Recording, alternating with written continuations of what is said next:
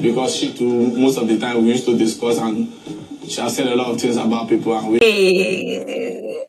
Wahala, wahala, wahala, pressure. Guys, I am super excited. For the long time we've had for this season, this is the very first time Ebuka has made me super proud. I must give Ebuka his flowers. Ebuka, for this time, you have your flowers. I must give Ebuka his flowers, guys. I like the way Ebuka drilled these people, though I did not like the fact that he did not drill that part of Kola and Dede, but it is what it is. I am excited.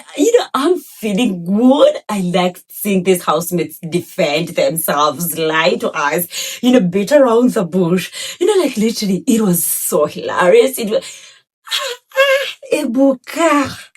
Hey. Anyway, guys, we really have a lot to spill. I definitely think we are going to have two parts, part 1 and part 2 for this live, supposed to be a fiction show, but let's call it a Sunday live show. But, guys, this is really a 10 out of 10. Season in Big Brother's house. Oh, hey. These housemates. Anyway, guys, without wasting time, I am Nini and I am the queen of the tea. And this is where we get to spill literally everything in Big Brother's house. This is where we get to talk about literally everything without leaving anything behind in Big Brother's house. So it being a Sunday, of course, we all know that these nominations were not going to happen. There was no eviction today. So today, Ebuka decided to turn tables. Ebuka decided to drill these housemates about their conversations, their actions, and the way they do, the way they're having their game in this house. So guys, without wasting time, let's get to it because we have a lot to unpack. Just as I said, we are going to have 2 videos. Those are 2 parts of this. Spill that tea. I'm going to literally call it Spill That Tea with Ebuka because he made me super proud this Sunday. So guys, let's first talk about the Thelma Lawson and Rooboy situation. So Ebuka asked Rooboy about the situation he is having with Thelma Lawson. Because they've been going back and forth. Rooboy has been having conversations around these housemates, talking about, Thelma Lawson, this Thelma Lawson, he wasn't expecting a lot from her. And then, literally about the bread issue, asking Thelma Lawson about the bread. And also Thelma Lawson also had conversations with people talking about the way he was trying to help Rooboy, it being his regime of head of house. So for those who did not watch, please go back to the previous videos. To my previous videos, you will definitely have to see where I had a conversation about that situation. So guys, Ebuka asked Rooboy about the situation they're in because we all know they had a situation and but today they tried talking like they are trying to see how they can settle their resolution because Rooboy talked about they were supposed to talk yesterday and literally Thelma Lawson was so high, so they felt like they could talk about their situation today after all this situation. So guys, when Ebuka asked Rooboy went ahead to say, I see, they're okay. But they were supposed to have the conversation just as I said, so they're going to have it today. Today, literally, after all this, and he went ahead to say, Culture had talked to Thelma Lawson during the party and literally after the party. And, like that, in that space. Inside me, I'm like, okay, talking about that, okay, you're going to speak about it, you're going to talk about it. But what is this? Because Ebuka also went ahead to ask, like, what is their situation? What is their friendship? And literally Rooboy went ahead to say, the friends, like the friendship, there is nothing more. And I'm like, why are you even lying, Rooboy? Because let's also take ourselves back to the party when they played that song, like we found a love, and all these housemates were cheering these two up. And I'm like, okay, the smile that was on Rooboy's face, the way that facial expression did not give, it was just a friendship thing. Because it was literally more than that. And Rooboy having to say, the friendship. I'm like, you're lying. Because there was also another conversation that was held with Joana where she went ahead to say, Rooboy has, loves Thelma Lawson so much. And I'm like, Rooboy, what are you even trying to tell us? Friendship. Like, these housemates can lie. We all understand because we're not young people, literally. The way they're talking about, friendship, because literally nobody wants to admit that there is something more than more than friendship. Everybody talking about, oh, this friendship, this friendship. But then we both know. Anyway, guys, me personally, I look forward to watching or seeing the conversation that will happen between Thelma Lawson and Rooboy. Because I literally want them to have a deeper conversation so that maybe Rooboy could have a chance, to, explain or maybe express his feelings to Thelma Lawson. Even when they mentioned that, I could see a smile on Thelma Lawson's face, a smile that it was giving, I already know you have feelings for me. Yeah, that smile was there, and we both know. So Rooboy did not have to lie to us that, the friends, we both know. We both know. Anyway, guys, I really look forward to seeing that conversation so that we could see what literally they are going to do, how it is going to transpire, and how it will be. I literally look forward to having that conversation. So anyway, guys, let's also talk about the Mensan Ivator situation. So I don't know why, but it is literally so hilarious, I must say.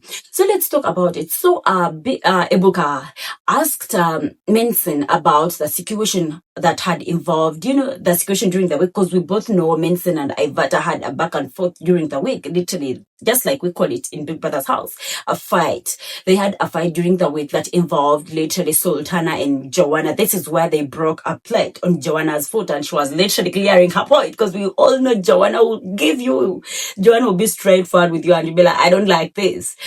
Let's all take ourselves back to that situation.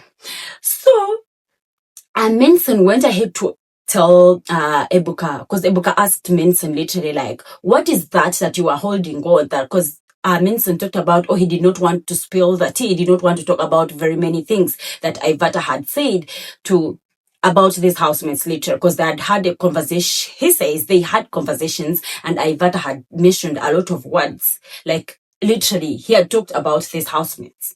And Ebuka was asking, what are those conversations like? Why didn't you? What is that you did not want to talk about? What is that you did not want to spill?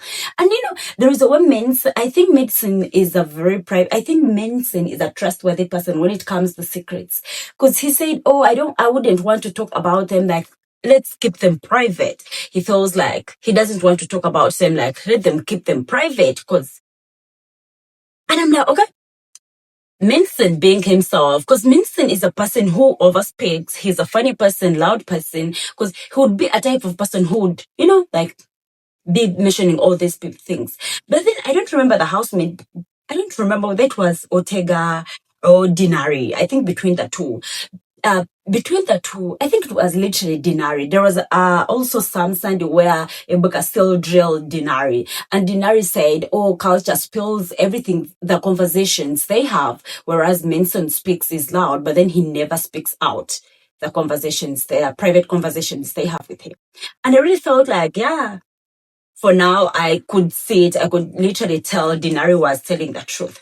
Because Mensan said he doesn't want, it is, like they were private conversations, so he doesn't want to talk about them. He doesn't feel okay with talking about them. But he went ahead to say he's waiting for an apology from Ivator. And when he said an apology, like a serious apology from Ivator, according to what had transpired, what had gone on, I could see Ivator's facial expression like, like literally the facial expression was giving, I'm not going to give you any apology. And Mensan went ahead to say, I'm not asking for it. Like, I'm not demanding for the apology. I'm just waiting for it. And I'm like, okay, what? So guys, after all this, the fire blew up. They started again. Ivator would never keep quiet. Me personally, not from a bad space, not from somewhere bad, I would say I really find Ivator so toxic. Because she wants to be over it. Like, she wants to be at the top of every situation. Because even when Mensan had said he really feels like they were private conversations, he doesn't want to talk about them. Even when he said Ivator talked about the housemates, because Mensan did not mention anything, did not mention the person Ivator had talked about, or did not mention anything. He just said, she had talked about other housemates, but then he wouldn't want to spill all that. He wouldn't want to talk about it, and he respects that. But then Ivator started blowing up, and she started calling Mensan this, Mensan that, Mensan you make up stories, Mensan you liar, Mensan this, Mensan that. And it did not make sense to me. I really found her, not even found her, I really find her so toxic. Because all the time, even when she said Mensan doesn't know how to hold a conversation or express himself, I really feel like it is the same thing with Ivator. Because you having to make noise on top of your voice, you having to be there quarreling, yelling, being on top of your voice, that doesn't mean you're having a conversation. That doesn't mean you're communicating. Or that doesn't mean, like it is the best way to express yourself. It really did not make sense to me because Mensan was being a man himself, like he did not want to talk about all this. But then, Ivator blow up. She started all this, all that, all that. And I'm like, Ivator, it did not ask for you to go. Ivator was just like on a timing bomb. When Ebuka had finished asking, she just blew up.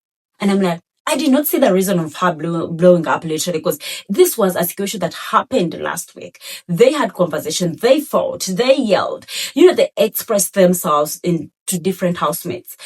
This, that, the other side. Literally, during that day, for something like 2 days, all conversations were about Mensan and Ivator in the house. And I really felt like we were past it. But then I really feel like now it is up again. Not in a bad way, but then I really feel like Ivator is the toxic one. Yeah, she's the toxic. I know people in the comment section are going to come for me, Ivator's fans, but it is the truth. Because Mensan did not want to talk about anything, just like he told Ebuka. But then Ivator still, she wanted to blow everything up. And I really felt like she was the toxic one here. So anyway, guys, they had a back and forth literally during this show.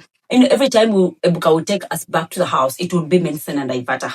Like having it. And I'm like, we're tired of this. We cannot go back for this. We are tired. Anyway, guys, leaving the Mensan and Ivator side, let's talk about Faith. My Faith, my boy. My boy was given a chance to express himself. Because Ebuka asked Faith, Faith, how do you feel about Joanah? And I'm like, baby, this is your time to express yourself. Inside mom was like, baby, this is your time. Joanna, I'ma lend you my man for now. Just live within your moment, just like Bright Morgan said. So I was like, baby, express yourself. Yeah, because we both know Faith is one of my best housemates. He's smart. He's intelligent, though sometimes he makes some mistakes. So Ebuka asked Faith how he feels about her, about Joanna. And I like Faith's expression. Faith had that wide smile. My boy had the wide smile. By the way. And, he was smiling, he was blushing. And I'm like, hey. So he went ahead to say, oh, Joanna is a very brilliant girl. And there is a way he was emphasizing the words when he was mentioning all of them. He went ahead to say, Joanna is a very brilliant girl. Joanna is a smart girl. Joanna is so fascinating. Joanna is a very beautiful girl. So he went ahead to say, have you seen her walking? Every time Joanna is walking, it feels like my boy Faith is in for a fashion show. Joanna dresses up really so nice. And I'm like, yay! Faith, are you shooting your shot from here or something? Because it looked like Faith was literally shooting his shot from there. All these words were what a woman would want to listen to. Literally, what a model. Joanna being a model, what a model would want to listen to. And I was super excited. I was super excited for Faith, having to see him express himself without fearing anybody, without thinking what will Jayson think? What will this one think? He was literally expressing himself. So he went to say, Joanna is a very fascinating woman. She's a smart woman. She's a very beautiful woman. Have you seen Joanna walk?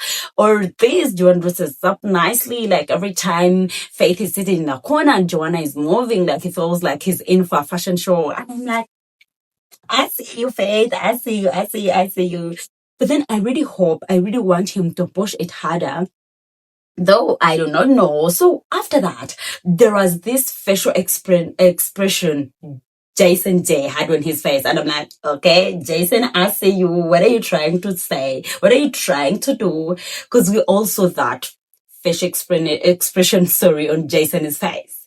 And so, guys, it was really weird, yes. But then Faith was able to express himself the way he feels about Joanna. So, that being said, Ebuka turned to Jayson Jae and asked Jayson Jae, like, what is the situation with Joanna? And be like, oh, we're friends. Hey, Ebuka. Ebuka spills that tea every time. Ebuka made me proud today. So, guys, Ebuka went ahead to ask Joanna, like, what is the situation between Joanna and Faith? Be like, okay, I like Joanna. Joanna is young, but then she's straightforward. She knows how to communicate. She knows how to emphasize words. That is one thing about Joanna.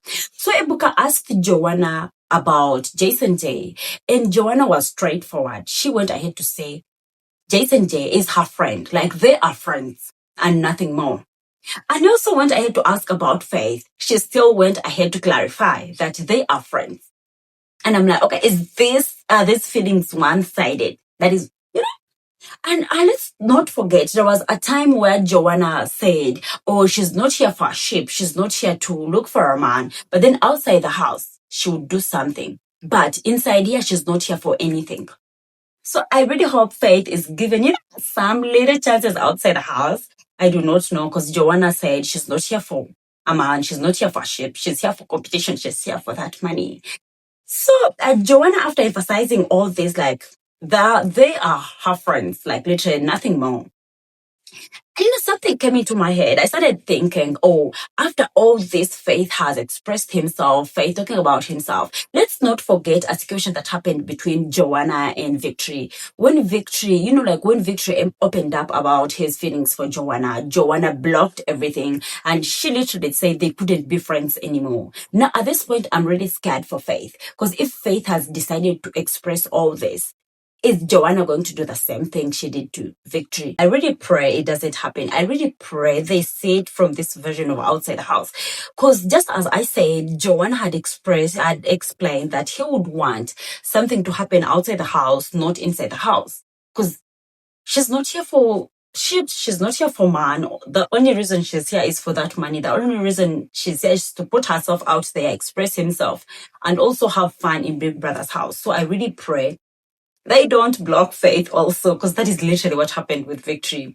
So anyway, guys, let's talk about Isabella's situation.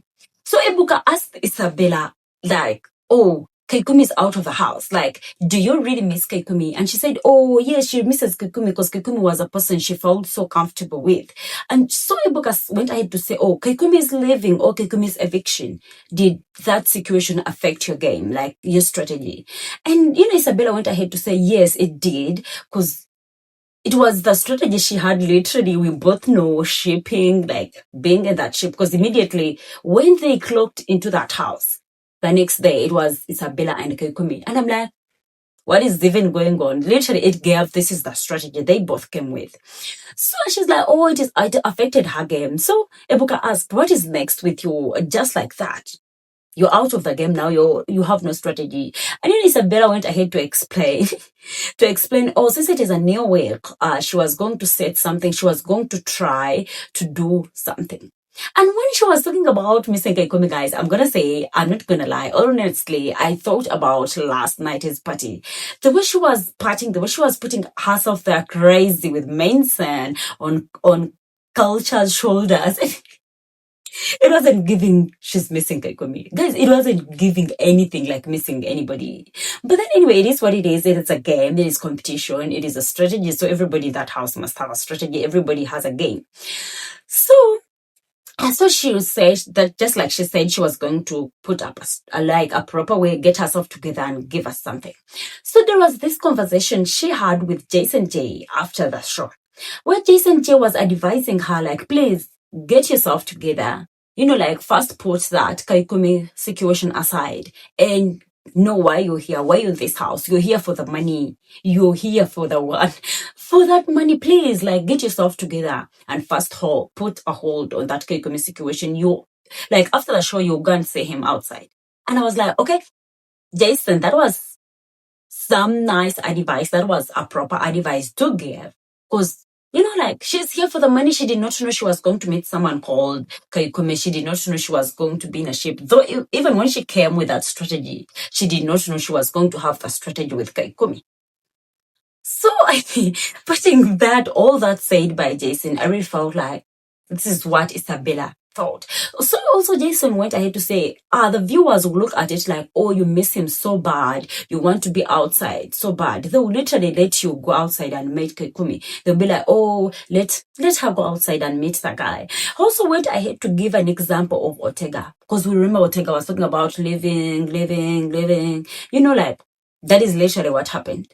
And so he was like, okay, I don't want you to be like that. Get yourself together. Know why you're in this house. You're here for the money. And I was like, I'll give Jayson his flowers for that. That was super, super nice. It was some good advice there.